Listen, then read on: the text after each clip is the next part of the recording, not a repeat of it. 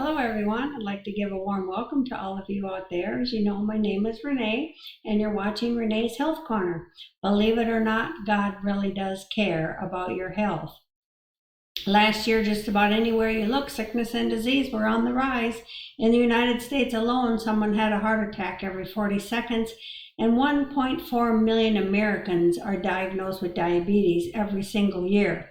1 in 2 people get cancer in their lifetime. It was estimated there would be 1.9 million new cancer cases diagnosed and 609,360 cancer deaths in the United States just last year. And that was 2022. There's also a rise in the number of strokes every year, gastrointestinal problems, arthritic conditions, lung conditions, lupus, multiple sclerosis, and a host of many other diseases. The question is, why? Well, many people believe God is to blame, but is that really the case? In 3 John verse 2 in the Bible, it says that God wants us to prosper and to be in health. So if he wants us to be in health, why is disease more rampant now than ever before? What's the problem? Well, there are laws known as natural laws, and when we break these laws or neglect them in any way, we get sickness and disease. And over a period of time of neglecting these laws, we can even get more severe diseases and cancer can set in. Now, over the last several videos, I've been going over the letter N on the subject of nutrition in the health acronym. And that's a topic that takes many weeks to cover because there's many aspects to cover in that subject. Last time I did part 3 on temperance, and today I'm going to do our final talk on temperance part 4, and it is going to be on alcohol.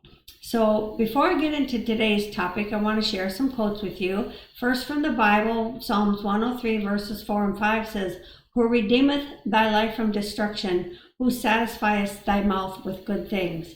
And then 1 Corinthians 9:25 says, "And every man that striveth for the mastery is temperate in all things." Temperance is one of the fruits of the Spirit. You can read that in Galatians 5:22 and 23. So, and then now the Spirit of Prophecy says in 3SM, page 287, paragraph 2, tea, coffee, tobacco, and alcohol we must present as sinful indulgences. And then Temperance 138, paragraph 5 says, God's people are to learn the meaning of temperance in all things. They are to practice temperance in eating and drinking and dressing. So what is temperance? Well, true temperance teaches us to dispense entirely with everything hurtful and to use judiciously that which is healthful. And then 2 Peter 1:4-9 says, and to godliness, it says, whereby are given unto us exceeding great and precious promises, that by these ye might be partakers of the divine nature, having escaped the corruption that is in the world through lust. And besides this, giving all diligence, add to your faith virtue, and to virtue knowledge, and to knowledge temperance, and to temperance patience, and patience godliness. Now, it also says that if we lack these things, we're blind, and we cannot see afar off, and we've forgotten that we were purged from our old sins. And then Proverbs 20 verse 1 says, wine is a mocker, strong drink is raging, and whosoever is deceived thereby is not wise. And then Proverbs 23 verses 29-35 says, who hath woe, who hath sorrow, who hath contentions, who hath babbling, who hath wounds without cause, who hath redness of eyes, they that tarry long at the wine, they that go to seek mixed wine. Look not thou upon the wine when it is red, when it giveth its color in the cup, when it moveth itself aright. But at the last it biteth like a serpent, and stingeth like an adder. Thine eyes shall behold strange women, and thine heart shall utter perverse things. Yea, thou shalt be as he that lieth down in the midst of the sea, or as he that lieth upon the top of a mast. They have stricken me, shalt thou say, and I was not sick. They have beaten me, and I felt it not. When shall I awake? I will seek it yet again. So Yayin, from an unused word, means to effervesce wine as fermented by intoxication. And then the other one is T-Roshi, or Tyrosh, however you pronounce it. And that's in the sense of expulsion, must or fresh grape juice. So you see, there is a difference when the Bible talks about wine. One is talking about fermented wine, and one is talking about fresh grape juice. Now, people try to take that text in the Bible and say that Christ turned the water into wine, but Christ would never serve fermented wine to people because he would never break his Father's laws. The wine that Christ made from water was unfermented, and it was simply excellent, pure, fresh grape juice. And then in Habakkuk 2 and Deuteronomy 32, it says, "Woe unto him that giveth his neighbor drink, that putteth the bottle to him, and maketh him drunken also, that thou mayest look on their nakedness." So we're told in Counsels on Health that we need to explain the harmful effects of alcohol.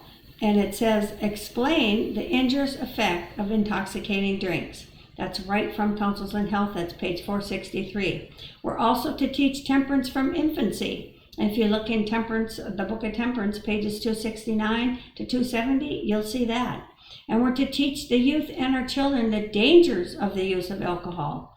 Education, page 202, says, the youth and children should understand the effect of alcohol, tobacco, and other like poisons in breaking down the body, beclouding the mind, and sensualizing the soul. It should be made plain that no one who uses these things can long possess the full strength of his physical, mental, or moral faculties. Now, here's some facts about alcohol. More intoxicating liquors are used today than ever before in history. Temperance, page 23. And according to a Philadelphia judge in the 1800s, 4/5, which is 80% of crimes, are committed and traced to the influence of alcohol. You can read about that in Temperance, page 23. And the consumption of alcohol and the shedding of blood usually go hand in hand. Temperance again, page 23. And one more from Temperance, page 23, says 9/10, which is 90%, of those taken to prison are those who have learned how to drink. What a shame, huh? And now Temperance, page 25, says, while intoxicated, every degree of crime has been committed. Temperance, page 24, paragraph 3 says, houses of prostitution and dens of vice, criminal courts, prisons, almshouses, insane asylums, hospitals are all to a great degree filled as a result of the liquor seller's work. And upon those who have been given the greatest light rests the solemn responsibility of bringing the scriptures forth that show what the condition of the world will be in the last days, and to raise their voices in protest against the sanctioning of alcohol. Temperance, page 27. In every phase of liquor selling business, there's dishonesty and violence. Temperance, page 27. Every year, millions upon millions of gallons of alcohol are consumed. Temperance, page 28. Every year, millions upon millions of dollars are spent on alcohol. Temperance, page 28. The cries of the starving millions in our world would be hushed if the money spent on alcohol was spent in alleviating the suffering of humanity. Temperance, page 29. Moderate drinking is a school in which men are receiving an education for the drunkard's career. Temperance, page 30. Alcohol consumption destroys homes. Many wives are abused by the husband who drinks alcohol. Many families hungry because the home money is spent on alcohol, and marriage vows are destroyed. Temperance, page 31. The drunkard has no knowledge of what he does while under the influence of alcohol. Temperance, page 32. Yet he is responsible for his guilt because he chose to drink the alcohol. Temperance, page 33, paragraph 2, and page 35, paragraph 2. People who drink are for the moment made demons while under the influence. Temperance, page 36. Among the victims of alcohol consumption are men of all classes and all professions. Temperance, page 36, paragraph 5 through page 37. Satan is worshipped by the people consuming the alcohol. Those who sell alcohol to their fellow men will have to answer to God. Temperance, page 40, paragraph 2, and page 41, paragraphs 2 and 3. God needs people who will rebuke liquor drinking. Temperance, 35, paragraph 5. Unless a helping hand is held out to the drunkards, they will sink lower and lower. Temperance, 36, paragraph 5 through page 37. God's people are to remember that they are under sacred obligation to God to do his best to help their fellow men. Temperance, page 42. We are not to advise remedies that contain brandy or other alcohol. Temperance, page 42. No alcoholic tinctures are to be used. Review and Herald, February 10, 1885, paragraph 9. Those are some very powerful quotes, my brothers and sisters. Now, we have some couple questions I'm going to answer. One is, who invented alcohol? We're told in 1 SAT, page 258, paragraphs 2 through 3, but see here, the devil has invented it. Next question, why was alcohol invented? And we're told the devil had invented it to consume money so that the poor should be clothed, to consume money so that the poor should not be clothed, so that the needy and the distressed might suffer for the want of food and care and house, so that the gospel should not be carried to all parts of our world. Now, we're also counseled, touch not, taste not, handle not tea, coffee, wines, tobacco, opium, and alcoholic drinks. The only perfectly safe course to pursue is to stand firmly on the side of temperance and not venture in the path of danger. That's 3T, page 488, paragraph 1. And then Temperance, page 42 again says, with the awful results of indulgence in intoxicating drink before us, how is it that any man or woman who claims to believe in the Word of God can venture to touch, taste, or handle wine or strong drink? Such a practice is certainly out of harmony with their professed faith. And I know personally some people claiming to be Christians and even Adventists who think that drinking alcohol or wine is perfectly fine. That is a sin. It is not fine. It is against the Bible and the spirit of prophecy. We're told in Counsels on Diet and Foods, page 62, abstain from fleshly lusts which war against the soul, is the language of the Apostle Peter. Many regard this warning as applicable only to the licentious, but it has a broader meaning. It guards against every injurious gratification of appetite or passion. It is a most forcible warning against the use of such stimulants as narcotics like tea, coffee, tobacco, alcohol, and morphine. These indulgences may well be classed among the lusts that exert a pernicious influence upon moral character. Why? Well, alcohol is a maddening drug. Temperance, page 24, paragraph 1. Alcohol is a liquid poison. Temperance, page 24, paragraph 1.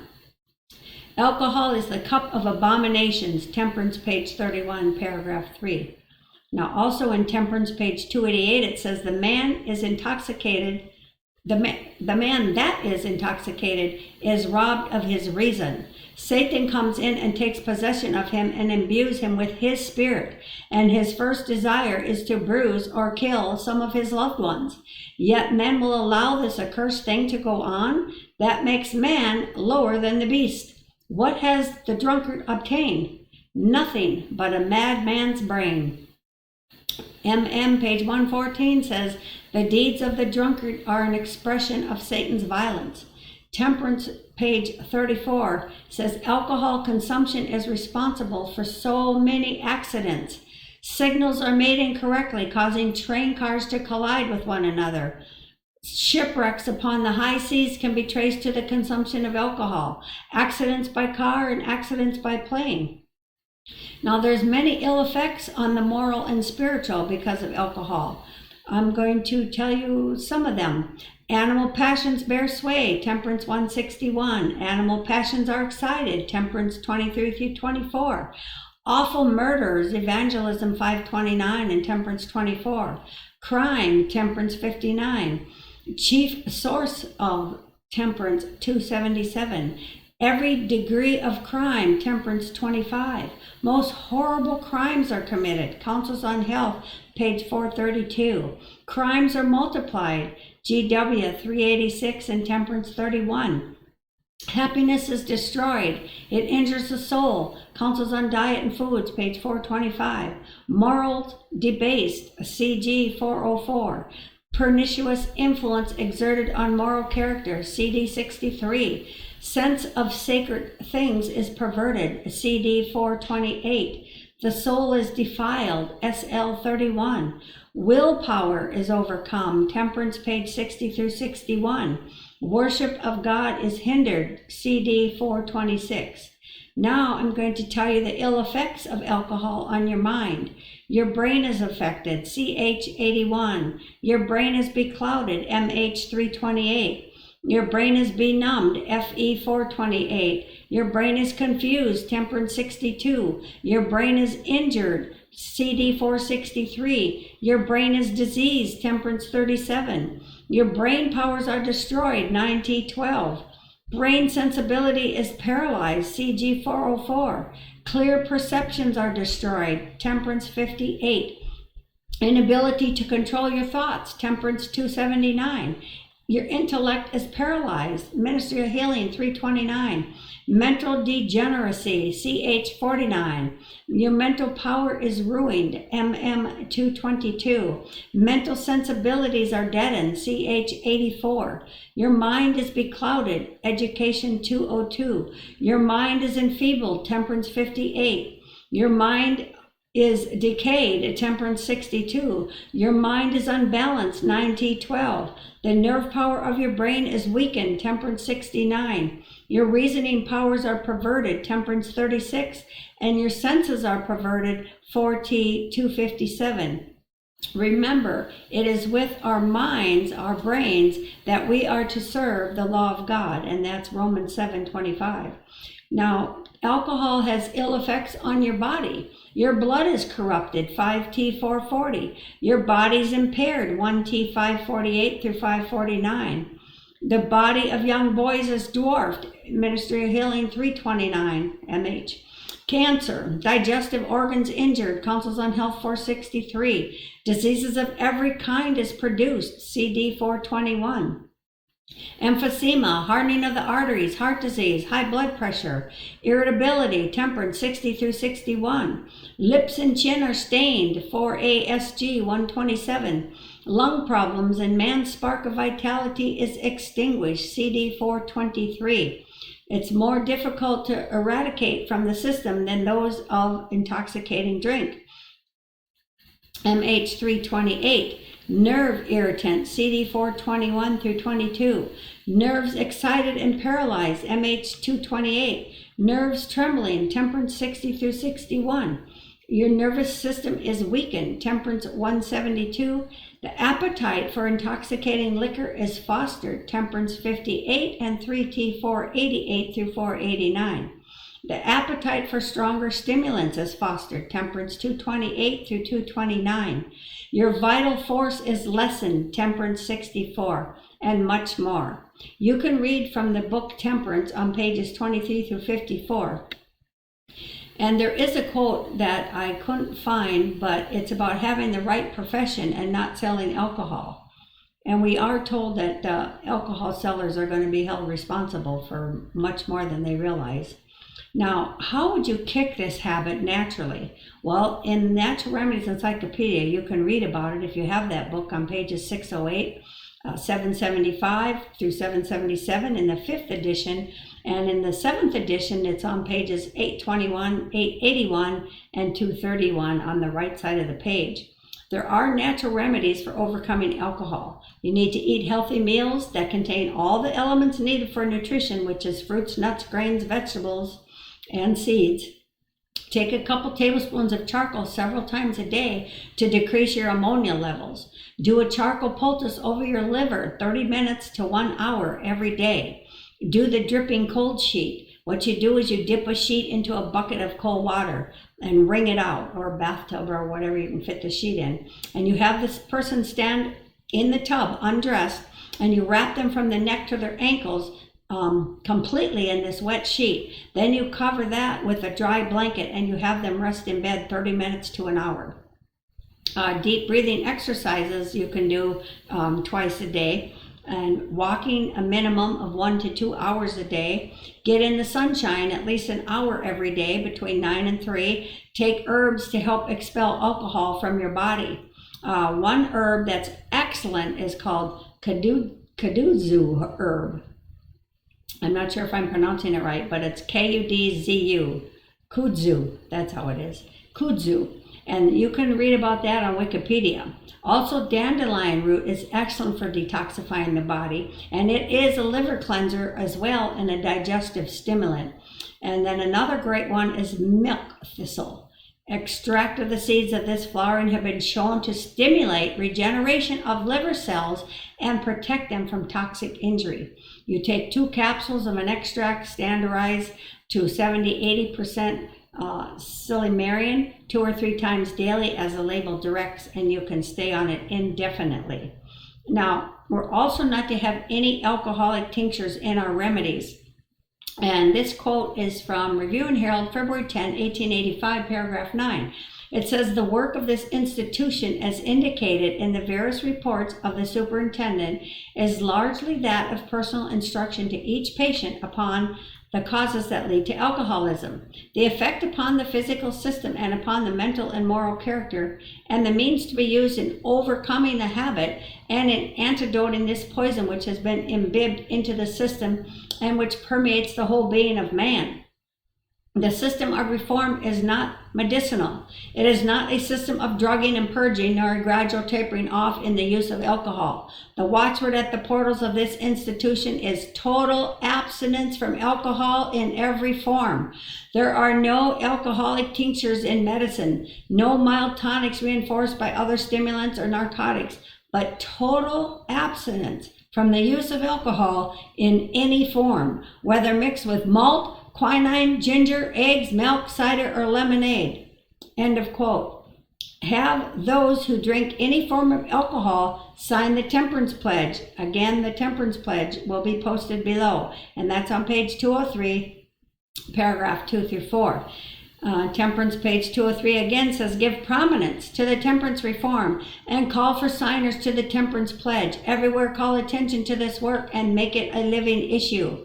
Councils on Health, page 433 says, we should present to the people the principle of true temperance and call for signers to the Temperance Pledge. Careful attention should be given to those who are enslaved by evil habits. We must lead them to the cross of Christ. Councils on Health, page 441 says, let no excuse be offered when you are asked to put your name to the Temperance Pledge, but sign every pledge presented and induce others to sign with you. Work for the good of your own souls and the good of others. Never let an opportunity pass to cast your influence on the side of strict temperance. Now, once again, the Temperance Pledge says, I hereby solemnly promise, God helping me, to abstain from all distilled, fermented, and malt liquors, including wine, beer, and hard cider, and to employ all proper means to discourage the use of and traffic in the same. Now, that's our time for today. I hope what you've learned on here will be a blessing to you and to your family. Until we meet again, may the good Lord bless and keep you. And remember, God loves you and He wants you to be in health. So eat that which is good.